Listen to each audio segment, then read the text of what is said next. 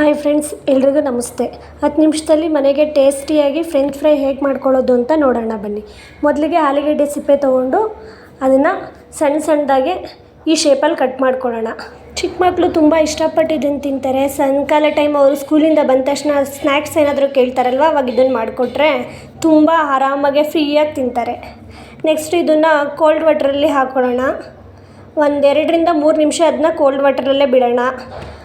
ಆಮೇಲೆ ಅದನ್ನು ತೆಗೆದು ನೀರು ವಾಟರೆಲ್ಲ ಡ್ರೈ ಮಾಡಿಕೊಂಡು ಸೆಪ್ರೇಟಾಗಿ ಇಟ್ಕೊಂಡು ಅದಕ್ಕೆ ಚಿಲ್ಲಿ ಪೌಡ್ರು ಮತ್ತು ರುಚಿಗೆ ತಕ್ಕಷ್ಟು ಉಪ್ಪು ಹಾಕ್ಕೊಂಡು ಅದನ್ನು ಮಿಕ್ಸ್ ಮಾಡ್ಕೊಳ್ಳೋಣ.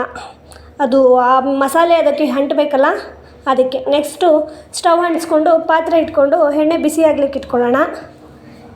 ಬರೀ ಚಿಕ್ಕ ಮಕ್ಕಳೇ ಅಲ್ಲ, ಚಿಕ್ಕ ಮಕ್ಕಳ ಜೊತೆಗೆ ನಾವು ದೊಡ್ಡವರು ಸಹ ಇದನ್ನು ತಿನ್ಬೋದು. ತುಂಬ ಎಲ್ರಿಗೂ ಇಷ್ಟ ಆಗುತ್ತೆ, ತುಂಬ ಟೇಸ್ಟಿಯಾಗೂ ಇರುತ್ತೆ. ಈ ಹೊರಗಡೆಯಿಂದ ತಂದು ಅಷ್ಟು ಬೇಗ ಮಾಡ್ಕೊಳಕ್ಕಾಗಲ್ಲ ಅನ್ನೋರು ಮನೇಲೇ ಈ ಥರ ಸಿಂಪಲ್ಲಾಗಿ ಮಾಡಿಕೊಂಡು ಮಕ್ಕಳ ಜೊತೆ ನಾವು ತಿಂದು ಎಂಜಾಯ್ ಮಾಡ್ಬೋದು. ಆಯಿಲ್ ಬಿಸಿಯಾಗಿದೆ, ಅದಕ್ಕೆ ಮಿಕ್ಸ್ ಮಾಡ್ಕೊಂಡಿರೋ ಆಲೂಗೆಡ್ಡೆ ಇದನ್ನ ಹಾಕ್ಕೊಂಡು ಅದು ಫ್ರೈ ಆಗ್ಲಿಕ್ಕೆ ಬಿಡೋಣ. ಅಂದರೆ ತುಂಬ ಫ್ರೈ ಮಾಡ್ಕೋಬಾರ್ದು. ತುಂಬ ಫ್ರೈ ಆದರೆ ಆಲೂಗೆಡ್ಡೆ ಚಿಪ್ಸ್ ಟೈಪ್ ಆಗಿಬಿಡುತ್ತೆ.